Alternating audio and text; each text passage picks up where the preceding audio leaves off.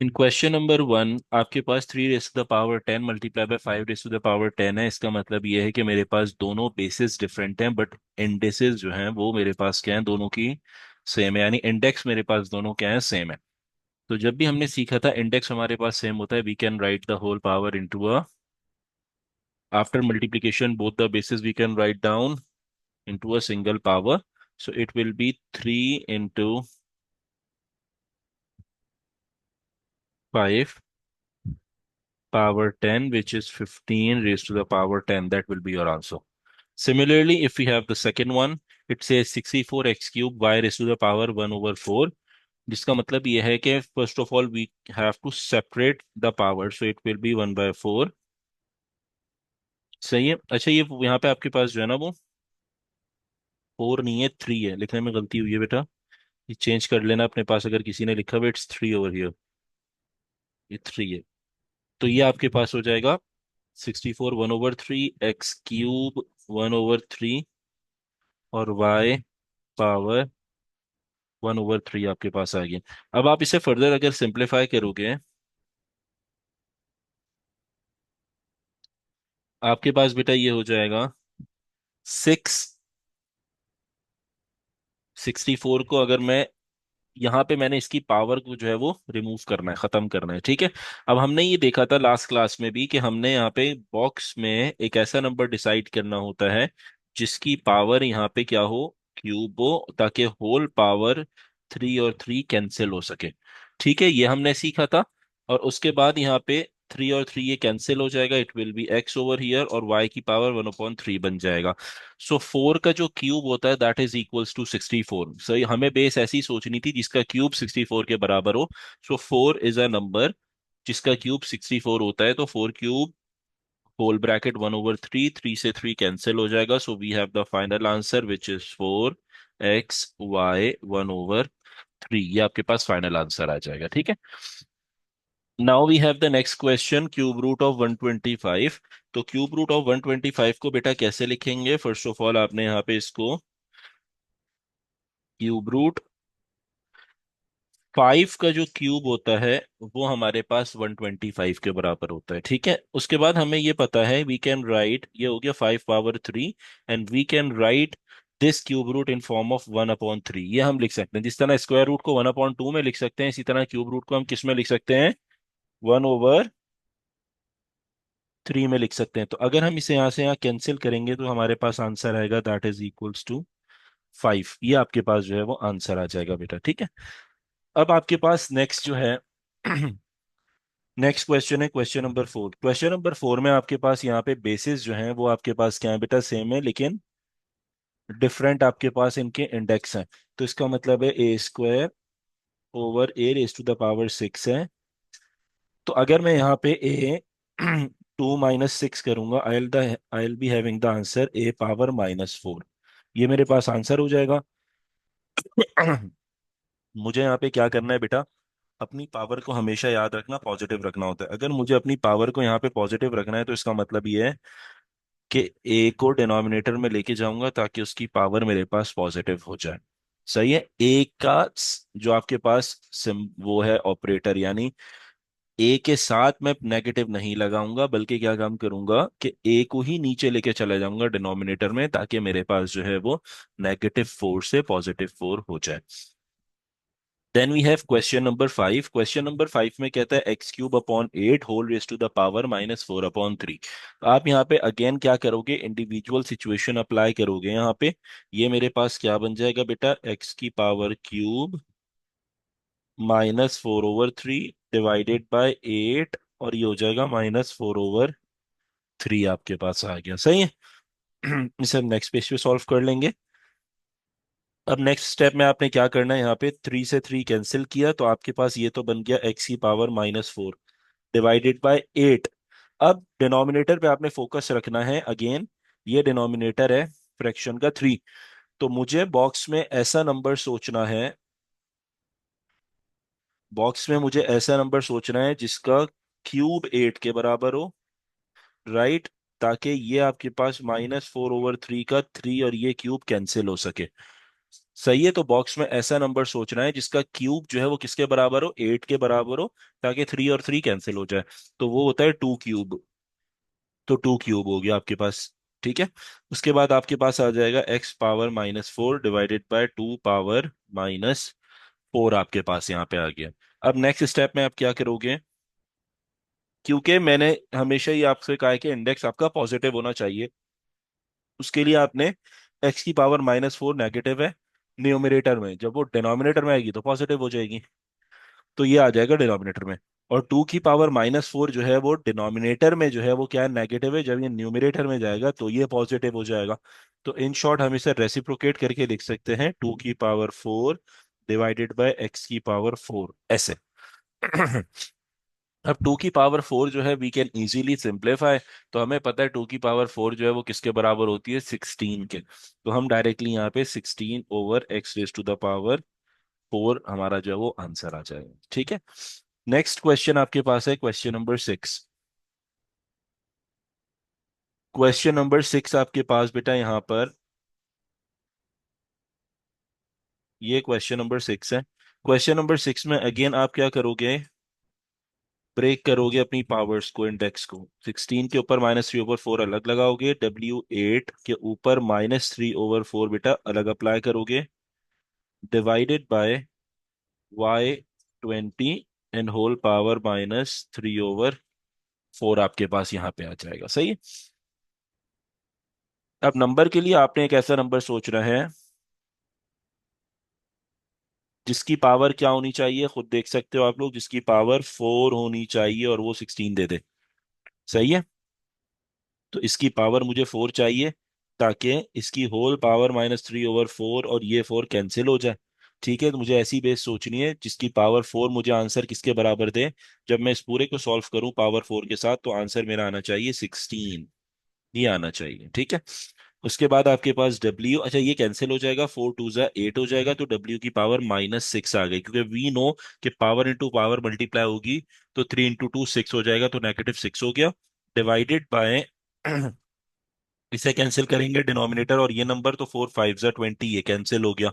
सही है। अब इस 5 को 3 से मल्टीप्लाई करोगे, you will be having y -15। ये आपके पास आंसर आ गया। ठीक है। अब मुझे नंबर क्या सोचना है, 2 की जो पावर होती है that is always equals to 2⁻4 जो है वो 16 के बराबर होती है। ठीक है। तो ये बन गया 2⁻−3 W -6 डिवाइडेड बाय y -15। अब मुझे अपनी सारे इंडेक्स को जो है वो क्या रखना है, पॉजिटिव रखना है। तो पॉजिटिव रखने के लिए मैं क्या करूंगा यहाँ पर, ये आपके पास जो हो जाएगा दैट इज y⁻15। डिनोमिनेटर में आपके पास क्या आएगा, 2 क्यूब एंड W6, क्योंकि इन दोनों की पावर्स नेगेटिव थी न्यूमरेटर में। तो फाइनल आंसर आपके पास आ गया y15 divided by 2 cube is equals to 8, और फिर आपके पास हो जाएगा W⁻6। ये आपके पास फाइनल आंसर आ गया बेटा। क्वेश्चन नंबर 7 बेटा, पहले फर्स्ट 5 क्वेश्चन हम सॉल्व करते हैं, फ्रॉम 7 टिल 11, या 12 तक हम कर लेते हैं, 11 तक कर लेते हैं पहले। अच्छा, ये हमारे पास सबसे पहले क्वेश्चन नंबर 7 जो है वो आपसे कहता है x⁻8 y7 divided by x⁻−1 y whole cube. सही। तो इन क्वेश्चंस को नेक्स्ट पेज पे पहले सॉल्व करते हैं। These are the questions. Hmm. So for question number 7 first, x⁻8 y⁻7, divide को बेटा हम oblique and x⁻−1 and y⁻3 आपके पास आ जाएगा। अब क्योंकि यहाँ पे आपके पास बेसिस जो है वो क्या है, सेम है। ठीक है। बेसिस मेरे पास सेम है, so we can right x⁻8, और -1 जब ऊपर जाएगा तो it will B +1, and y⁻7 +3 denominator से जब न्यूमरेटर में जाएगा, ये +3 जब ऊपर 7 के साथ जाएगा, क्योंकि बेसिस सेम है, it will change the sign, it will be -3। तो आंसर आपके पास जो आएगा that is x⁻9 y⁻4। That will be your answer, right. Question number 8 की बात करते हैं। क्वेश्चन नंबर 8 में आपके पास 3p² होल पावर 5 है। First of all you have to separate the powers. तो 3 power 5 P square again power 5 आपके पास आ जाएगा। सो ये हो जाएगा बेटा 3 raised to the power 5, and P 5 into 2 is 10 आपके पास यहाँ पे हो जाएगा। ठीक है।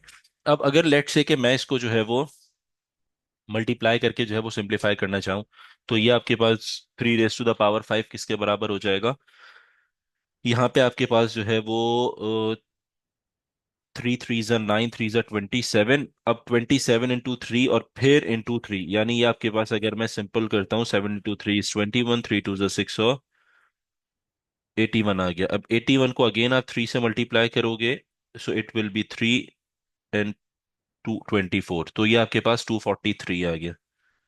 तो ये हो जाएगा बेटा 243 p raised to the power 10। That will be your answer for question number 8। सही। अब आपके पास फर्दर जो है वो क्वेश्चन नंबर 9 है, क्वेश्चन नंबर 10 है और क्वेश्चन नंबर 11 है। तो ये आपके पास यहाँ पे आ जाएंगे। ये आ गए क्वेश्चन 9 10 एंड 11। तो क्वेश्चन नंबर 10 के अंदर, 9 के अंदर बेटा आपसे कहता है 256 होल पावर 3/8, और उसके बाद x 256 होल पावर 3/8 मेरे पास है। सही है। अच्छा, अब मुझे यहाँ पे ये सोचना है कि मेरे पास जो है वो 256 को, क्योंकि मुझे यहाँ पे एक ऐसा नंबर यहाँ पे सोचना है बॉक्स में जिसकी होल पावर 8 होनी चाहिए, और जो आंसर मुझे किसके बराबर दे, 256 के बराबर दे दे। ठीक है। और ये आपके पास होल जो है वो ब्रैकेट 3/8 है, ताकि 8 से 8 कैंसिल हो जाएगा। सिमिलरली 8 और 256 को मैं यहाँ कैंसिल कर सकता हूँ डायरेक्टली। तो ये बेसिकली 8 और 256 हम डायरेक्टली यहाँ पे कैंसिल कर सकते हैं। ये 32 आपके पास आ गया, और बॉक्स में आता है 2 की पावर 8 जो है वो आपके पास इक्वल होती है 256 के, 2 पावर 8। सही है। तो अब ये बन जाएगा आपके पास x 32 मल्टीप्लाई बाय 3, क्योंकि पावर इंटू पावर मल्टीप्लाई हो जाएगी। तो 2 क्यूब बेसिकली हो जाएगा, दैट इज इक्वल्स टू 8। यहाँ 2 बच गया और यहाँ 3 है। ठीक है। तो 2 क्यूब हो गया, दैट इज इक्वल्स टू 8। और x को जब आप मल्टीप्लाई करोगे पावर्स इनकी, तो 96 आपके पास आंसर आ जाएगा। तो 8x power 96 is your final answer. Question number 10 आपके पास है बेटा, ये हो जाएगा 18x² y6 divided by 2xy²। Number cancel हो जाएगा, 2 9 ज़ा 18। और बाकी आप वेरिएबल्स के अंदर इंडेक्स का फॉर्मूला लगाओगे, 2 - 1। ये जो है वो प्रॉपर्टी लग गई डिनोमिनेटर से, जब वो न्यूमरेटर में आएगा तो साइन चेंज करेगा। सही है। और y 6 - 2 आपके पास हो जाएगा।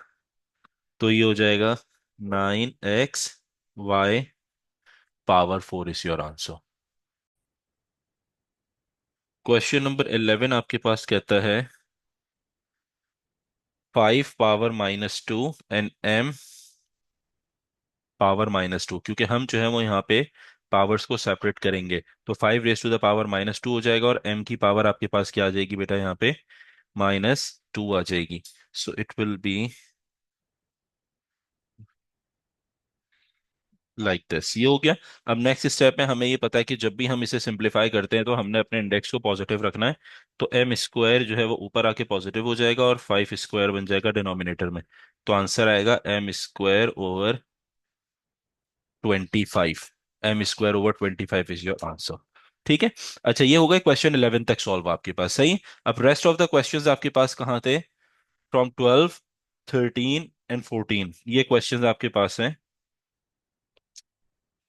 तो इनको हम नेक्स्ट पेज पे सॉल्व कर लेते हैं। ये आ गया बेटा क्वेश्चन 12, 13 एंड 14।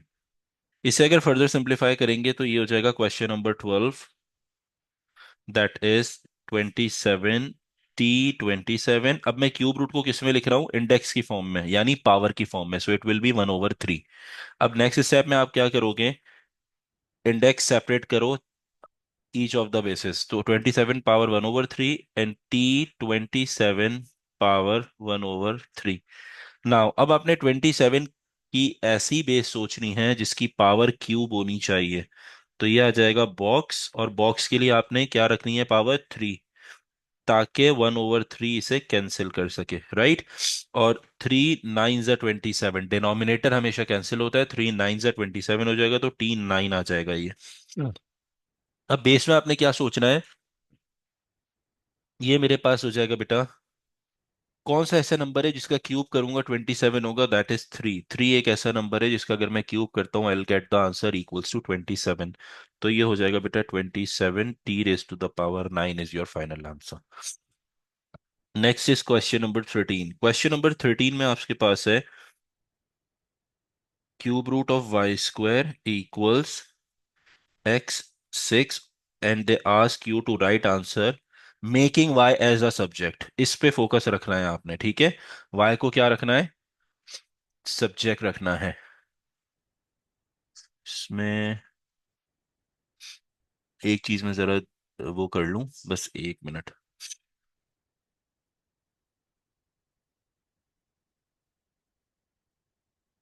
हम्म,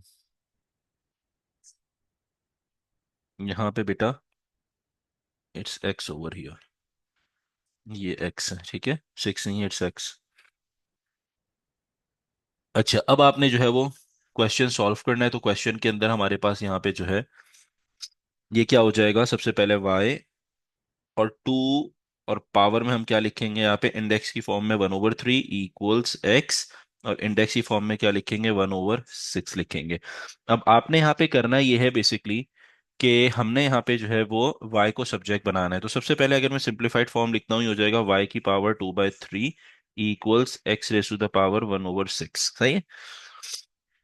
y को सब्जेक्ट बनाने का मतलब ये है कि we have to remove the index from y से हमने जो है वो पावर हटानी है, रिमूव करनी है।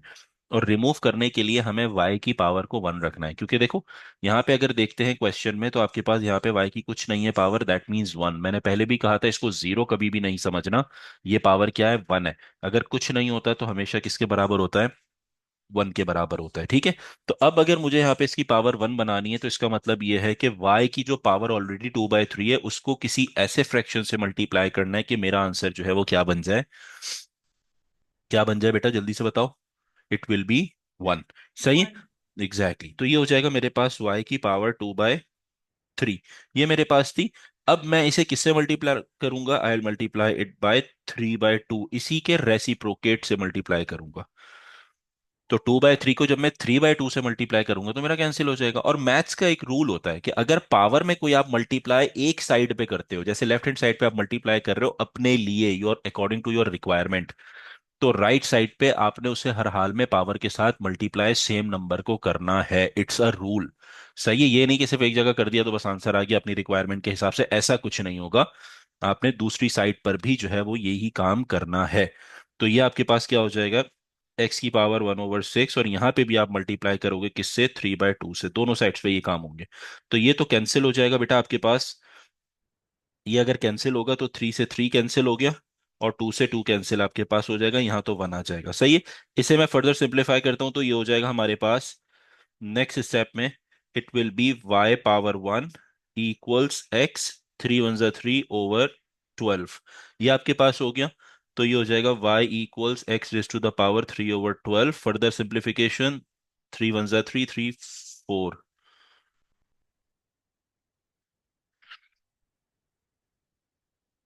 ये आपके पास हो गया, 3 1 3, 3 4 12 आपके पास यहाँ पे आ गया, ठीक है। तो मेरे पास जो आया इंडेक्स की फॉर्म में, y is equals to x raise to the power 1/4, मेरे पास यहाँ पर आ गया, ठीक है। अब क्वेश्चन को जरा आइडेंटिफाई करते हैं। क्वेश्चन आपके पास था, you have to write down your answer in the form of y equals square root of n x, इस फॉर्म में लिखना है। तो इसका मतलब ही यही होता है कि 1/4 क्या शो कर रहा है, 1/4 आपको ये बता रहा है, जिस तरह हमने ये सीखा था, रेफरेंस के तौर पे समझा रहा हूं, कि अगर मेरे पास कहीं स्क्वायर रूट ऑफ एक्स होता है तो हम उसे कैसे लिखते हैं, एक्स की पावर 1/2। अगर कहीं आपके पास जो है वो क्यूब रूट ऑफ एक्स होता है तो हम क्या लिखते हैं, एक्स की पावर 1/3। तो पता ये चला कि जो भी डिनोमिनेटर आपके पास फ्रैक्शन का होता है इंडेक्स की फॉर्म में, वो आपके पास कहाँ पर आता है, इस साइड पे आता है, रूट के ऊपर लिखा जाता है इस साइड पे, लेफ्ट साइड पे। तो टू होता है तो टू हम नहीं लिखते नेचुरली, तो ये ऐसे ही आता है। अदरवाइज और कोई नंबर होगा तो वो आपके पास डिनोमिनेटर जो है वो रूट के लेफ्ट साइड पे आएगा। तो सेम सिनेरियो हम यहाँ पे यूज करेंगे इन दिस प्रोसेस।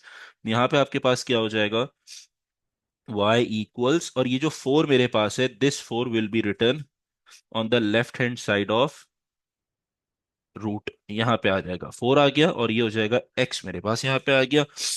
तो ये बन गया आपके पास X Y equals root four, यानी पावर आपके पास रूट पावर फोर आपके पास है, और x आपके पास आ गया। तो जो n की वैल्यू है वो आपके पास किसके बराबर हुई, x के, क्योंकि यहाँ पे उन्होंने n की वैल्यू आपसे पूछी थी। तो n की जो वैल्यू है वो डायरेक्टली किसके बराबर हो गई बेटा, फोर के बराबर आपके पास यहाँ पे हो गई।